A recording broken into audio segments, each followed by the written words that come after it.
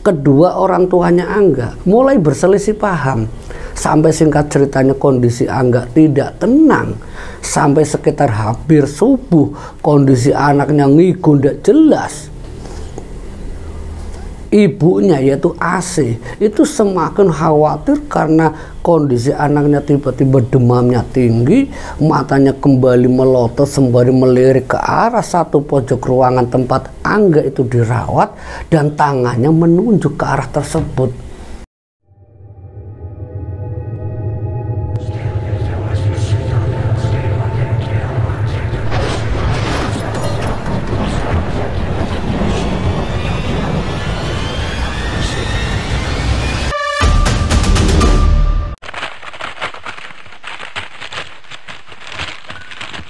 Bismillahirrahmanirrahim. Assalamualaikum warahmatullahi wabarakatuh.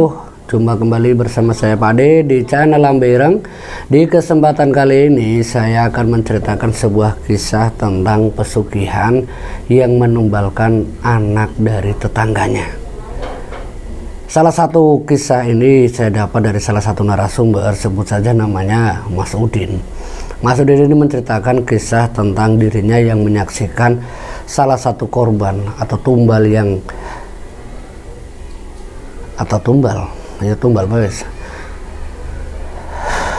salah satu korban atau tumbal yang meninggalnya ini secara tak wajar. Nah, bagaimana kelengkapan cerita dari Mas Udin? Tanpa berlama-lama kita langsung masuk ke dalam cerita Lambe Ireng.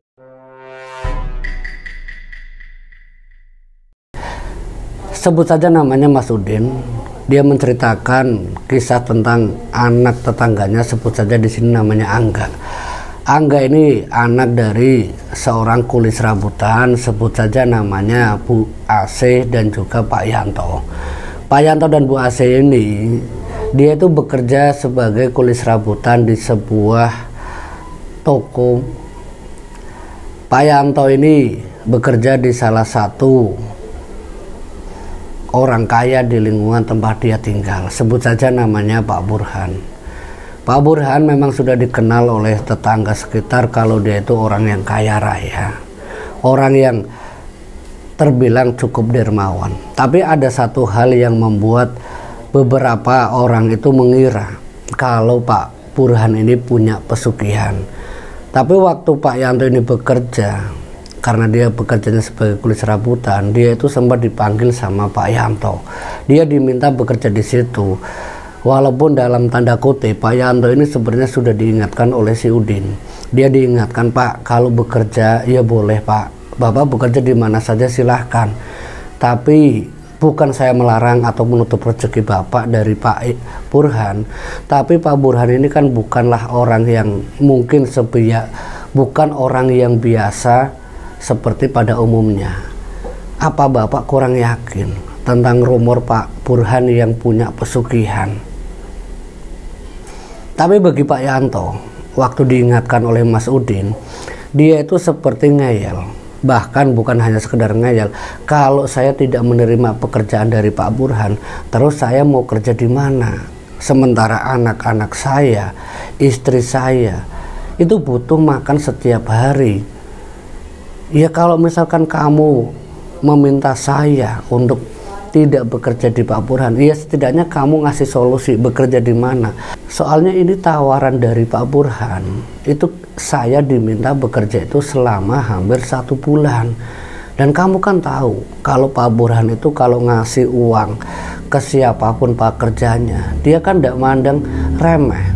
Dia selalu melebih-lebihkan. Ya bukan hanya sekedar lebih, tapi banyaknya orang-orang yang pernah ikut dengan Pak Burhan, dia itu kan sejahtera. Nah, si Udin ini menjelaskan kembali tentang apa yang disampaikan oleh Pak Yanto. Bapak barusan bilang kalau Pak Burhan itu melebih-lebihkan tentang hasil kerja atau bayarannya. Nah, di situ Pak, itu cara dia mencari orang yang akan dijadikan tumbal. Bapak jangan hanya melihat itu dari segi bayarannya. Coba Bapak pikirkan lebih dalam lagi. Mereka-mereka yang pernah bekerja ini ada ndak di antara salah satunya itu yang meninggal secara tidak wajar? Pak Yanto mencoba berpikir, ada nggak ya? Kalaupun ada, menurut Pak Yanto, ya namanya orang mati kan sudah takdir, Din. Kamu jangan ganggu saya lah. Saya mau berangkat kerja ke Pak Burhan. Dia mungkin sudah nunggu. Ini sudah jam berapa? Ini udah siang. Singkat cerita, Pak Yanto ini tetap saja tidak mau mendengar nasihat Udin. Dan Pak Yanto pun akhirnya bekerja selama hampir 1 bulan dengan Pak Burhan. Tapi setelah Pak Burhan memberikan upah yang setiap harinya memang berbeda, dan selama 1 bulan Pak Yanto diberi persentase yang lebih dari hasil kerjanya, kenyataannya anaknya yang namanya Angga itu seketika itu tiba-tiba itu merasa ada yang janggal. Padahal Yanto sudah diingatkan oleh si Udin. Dan benar apa yang diduga oleh Udin berimbas pada Angga. Anaknya yang kedua yang masih berumur 11 tahun, saat dia pulang sekolah dia jatuh. Awalnya tuh jatuh naik sepeda, tapi jatuhnya ini kenapa Angga setelah dia jatuh sempat dikasih perawatan secara biasa, dikasih betadin dan sebagainya, tapi kenapa hari itu juga si Angga ini tidak bisa beraktivitas seperti anak pada umumnya. Ya kalaupun jatuh sakit, ya setidaknya dia masih bisa berjalan ataupun setidaknya merintih kesakitan. Tapi tidak bagi Angga. Sepulang dia sekolah itu jatuh dari sepeda sekitar jam 1 siang. Dia sudah merintih kesakitan, bahkan sakitnya ini dibilang secara wajar itu tidak masuk akal. Karena saat jam 1 siang dia mulai merintih, Pak Angga takut, Pak, Angga takut. Padahal sakitnya itu kan cuma di bagian lengan sama bagian lutut. Tapi kenapa kata-kata Angga mengucapkan kata takut?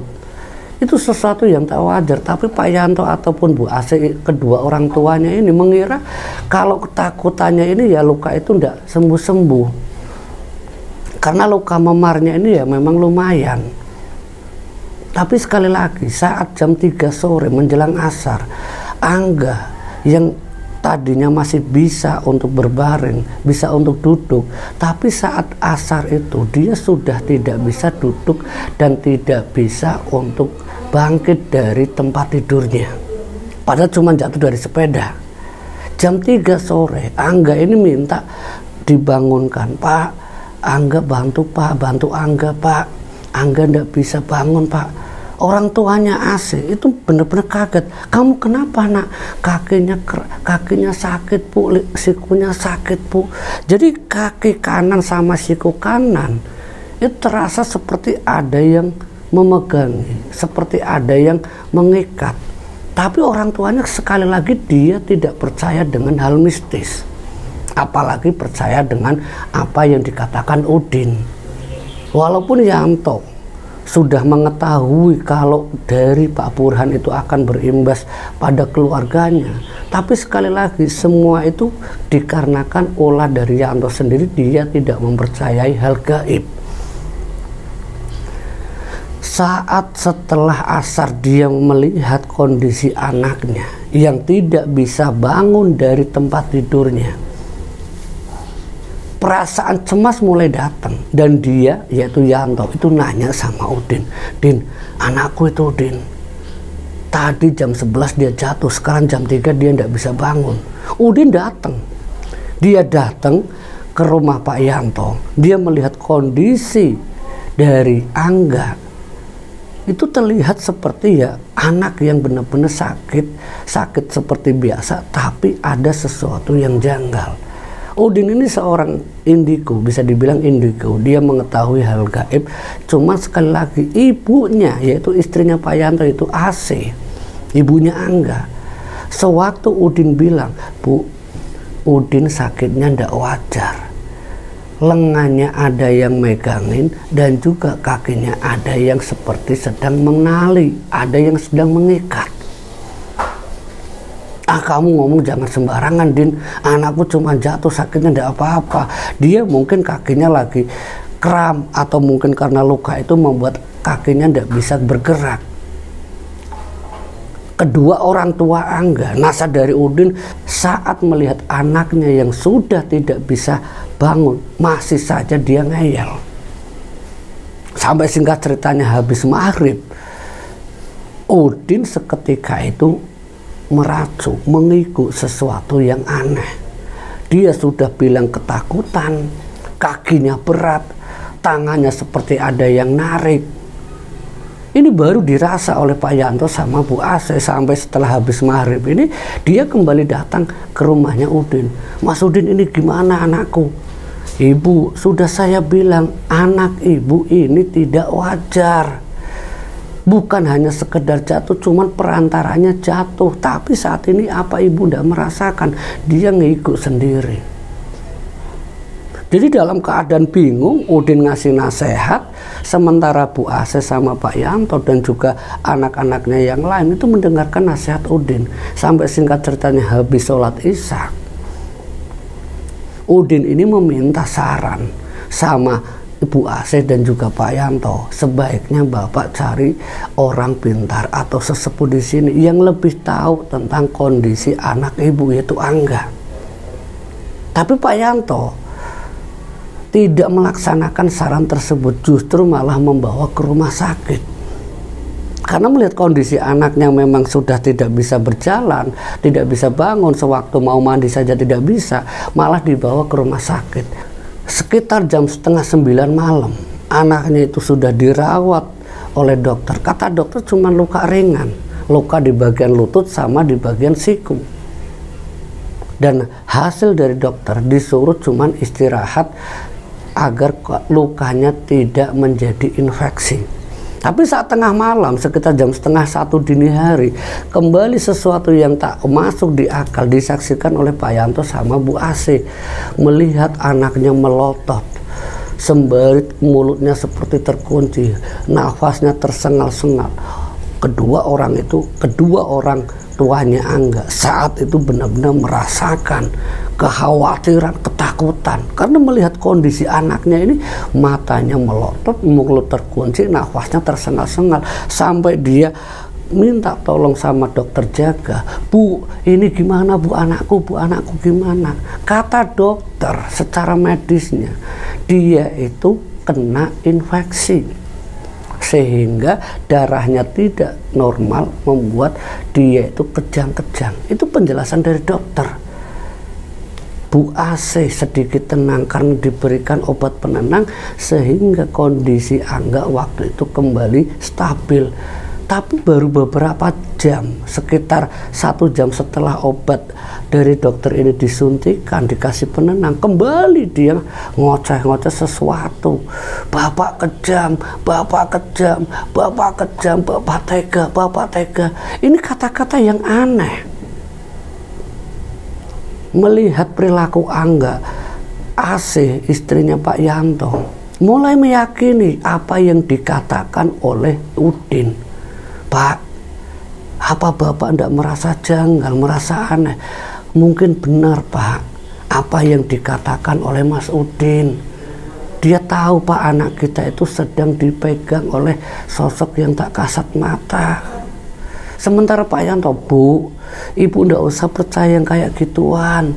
Mana mungkin Bu, itu tidak bakal ada. Itu hanya mitos, itu hanya orang-orang yang mungkin percaya dengan kayak gitu. Tapi Pak, apa Bapak tidak merasa aneh? Ini anak kita Pak. Coba Bapak ingat maghrib, habis Isya, terus jam 1, ini sekarang udah jam 2 dini hari, kelakuannya kan aneh. Jawaban Pak Yanto apa? Bu, apa Ibu kurang jelas? Dokter tadi bilang dia kan cuman keganggu sarafnya sehingga dia melotot, nafasnya tersengal-sengal. Apa Ibu kurang yakin dari dokter? Pak, saya khawatir Pak. Benar Pak, saya takut dengan anak saya. Enggak Pak. Nah terus kalau kamu tidak percaya sama dokter, kamu percaya sama siapa? Sama si Udin? Ya bukan saya percaya sama si Udin Pak, tapi coba Bapak ingat, Bapak kemarin kerja sama siapa? Saya kemarin kerja sama Pak Burhan, Bu. Ini di dalam rumah sakit mereka itu debat tentang kondisi anaknya, antara percaya medis dengan percaya hal gaib. Kedua orang tuanya Angga mulai berselisih paham.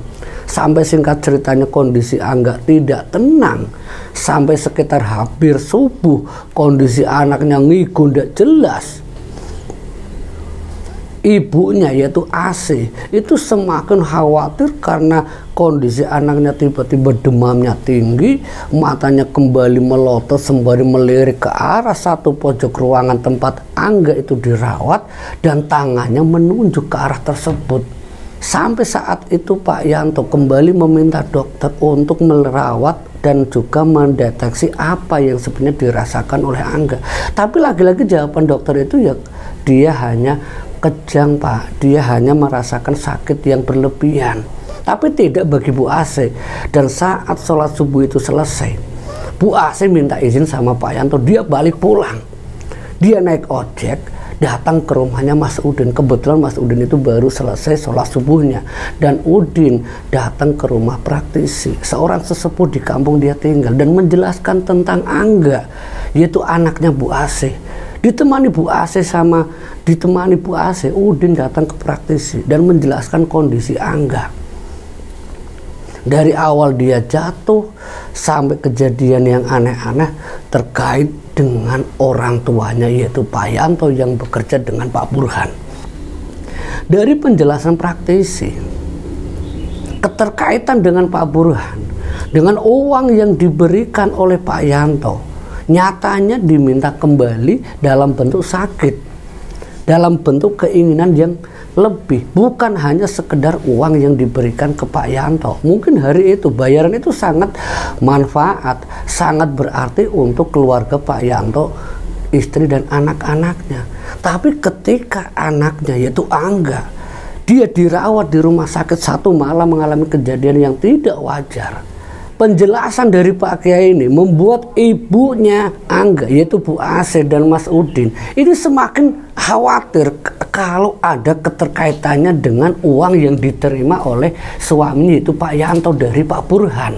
Dan singkat ceritanya, Pak Kiai ini meminta izin sama Bu AC dan Pak Udin untuk masuk ke dalam membacakan doa-doa di dalam air mineral. Nah, setelah barokah doa air mineral itu masuk, air itu diserahkan sama Bu AC dan juga Udin. Dan Bu AC diantar sama Udin ini datang ke rumah sakit dan menjelaskan kalau penyebab Angga sakit-sakitan yang tidak wajar itu disampaikan ke Pak Yanto suaminya. Dan saat mendengar penjelasan dari istrinya yang bukan hanya dari Udin ataupun dari seorang kiai, Pak Yanto baru menyadari bahwa di balik uang yang dia terima selama gaji dia 1 bulan ternyata berdampak pada anaknya. Tapi saat dia datang melihat kondisi Angga itu sudah tidak ada nafasnya, Pak Yanto hanya terdiam karena dia terlambat. Dia terlambat percaya kalau sesuatu yang berkaitan dengan Pak Burhan bisa berakibat fatal dengan anaknya. Saat itu penyesalan sudah tidak ada maknanya lagi. Sementara Bu AC dan Udin yang datang mengantar Bu AC hanya bisa meratapi kesedihan dan kemarahan Bu AC ini tidak bisa dielakkan Pak Yanto suaminya. Dan kemarahan Bu AC ini seketika itu membuat suasana pecah. Ya karena di dalam rumah sakit dia tidak menyangka kalau anaknya sudah jadi korban dari tidak percaya orang tuanya sendiri, itu Pak Yanto. Setelah apa yang dialami Angga, anaknya sendiri meninggal dunia, Pak Yanto baru menyadari bahwa selama dia bekerja dengan Pak Burhan ternyata benar-benar dialami oleh Pak Yanto sendiri. Setelah melihat dan menyaksikan kalau Angga sudah meninggal, pagi itu juga Angga itu dimakamkan. Tapi setelah pemakaman Angga, orang tuanya yang masih dalam keadaan larut sedih, Pak Yanto tidak bisa menuduh ataupun menduga-duga kalau semua itu adalah penyebabnya dari Pak Burhan karena tidak ada bukti. Setelah pemakaman, tepatnya setelah doa Yasin selama 7 hari dilakukan di rumah Pak Yanto, Pak Udin dan Pak Kiai yang memimpin tahlil tersebut, ini mengalami beberapa kejadian yang mungkin sangat aneh. Karena Angga yang berusia 11 tahun itu dia datang itu bukan secara lewat mimpi atau semacam petunjuk, tapi dia datang dari depan kamarnya. Muncul itu dari dalam kamarnya, terakhir dia itu dibaringkan. Sampai adiknya itu menangis, sampai adiknya itu teriak tidak sadar, kakak pulang, kakak pulang. Padahal itu Angga sudah meninggal. Dan semua para jamaah Yasin di situ mendengar panggilan dari salah satu anaknya Pak Yanto yang masih kecil, memanggil nama kakaknya itu Angga. Seketika itu para jamaah itu nengok sampai berucap, astagfirullahaladzim, ada apa, ada apa. Saat ditanya anaknya Pak Yanto yang kecil, dia menjelaskan dia baru saja melihat kakaknya itu menangis, melihat kakaknya itu meminta sesuatu, dan tidak tahu apa yang dimaksudkan oleh kakaknya yaitu Angga. Itu hari pertama saat Yasin doa itu dilaksanakan. Dan hari kedua dia datang lewat petunjuk mimpi ibunya sendiri. Bu, tolong Angga bu, tolong Angga bu. Itu mimpi kedua. Itu mimpi datang di hari kedua saat doa Yasin tahlil itu dilaksanakan. Dan beberapa kejadian yang aneh itu muncul di rumah Pak Yanto.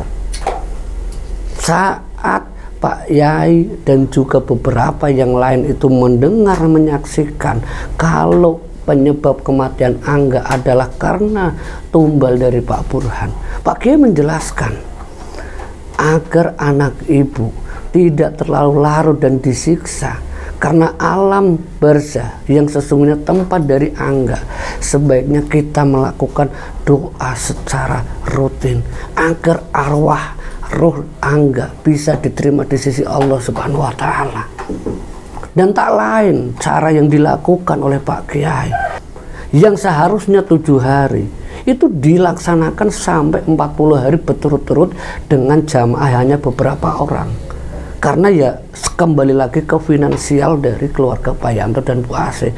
Tapi setelah 40 hari, Pak Kiai dan juga beberapa santrinya yang mendoakan almarhum Angga mendengar firasat dari orang tuanya kalau Angga datang dalam keadaan senyum, sudah tidak lagi dalam keadaan sedih. Tapi semua itu dilakukan selama 40 hari berturut-turut untuk pengajian dan mendoakan Angga. Tapi kematian, meninggalnya Angga menjadi penyesalan yang sangat-sangat mendalam bagi Pak Yanto dan juga Bu Asih.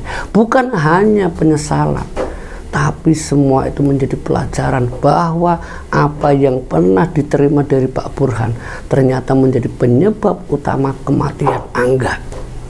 Dari kisah Mas Udin ini, kita bisa ambil hikmah dan pelajaran. Semoga kita lebih berhati-hati dengan sesuatu yang berlebihan, bisa menambah wawasan kita. Bersama saya Pak Ade di channel Lampir Ireng ini, kita bisa saksikan kisah-kisah misteri lainnya tetap di channel Lampir Ireng ini dengan cara dukung, subscribe, dan juga tekan lonceng notifikasi untuk mengetahui cerita-cerita misteri dari channel Lampir Ireng ini. Akhir kata, saya Pak Ade, wassalamualaikum warahmatullahi wabarakatuh.